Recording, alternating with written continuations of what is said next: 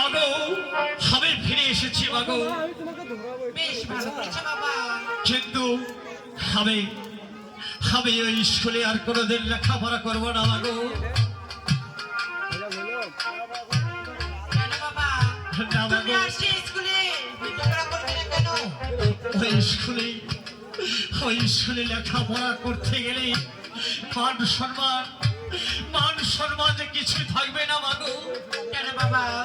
এমন কি হয়েছে যা তোমার সেই স্কুলে লেখাপড়া করলে তোমার মান সম্মান থাকবে না? ওই স্কুলে কয়েকটি ছেলে আছে মাগো, সে বড় ভারী দুষ্ট ছেলে।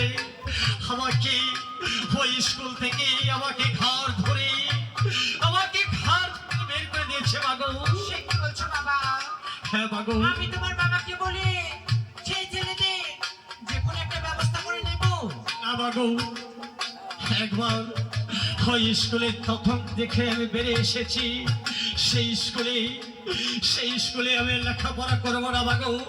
বাবা, আমি যখন সওদাগরে ছিলি আমি বাড়ি করতে যাবো মাগো। সে কি বলছো বাবা? হ্যাঁ মাগো।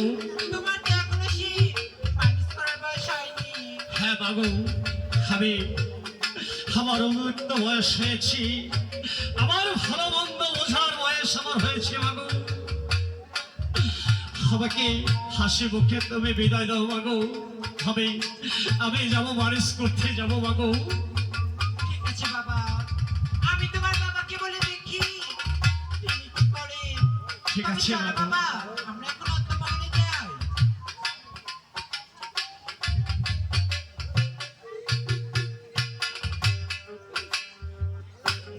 বাবা লক্ষিন্দর, বলো বাবা।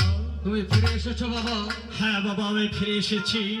বাবা লক্ষিন্দর, আমি তোমাকে হাসি মুখে রেখে আসলাম স্কুলে, কিন্তু তোমার মুখটা মলিন হলো কেন বাবা? বাবা, ওই স্কুলে আমি লেখাপড়া করবো না বাবা। কেন বাবা? ওই স্কুলে কয়েকজন ভারী দুষ্ট ছেলে মেয়ে আছে।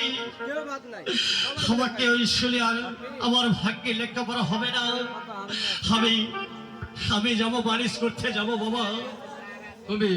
তুমি বারিশ করতে যাবে বাবা? হ্যাঁ বাবা। তুমি এতটুকু ছেলে বারিশ করতে পারবে বাবা? হ্যাঁ বাবা, আমি পারবো। আমি যখন সওদাগরের ছেলে, আমি অবশ্যই বারিশ করতে পারবো বাবা।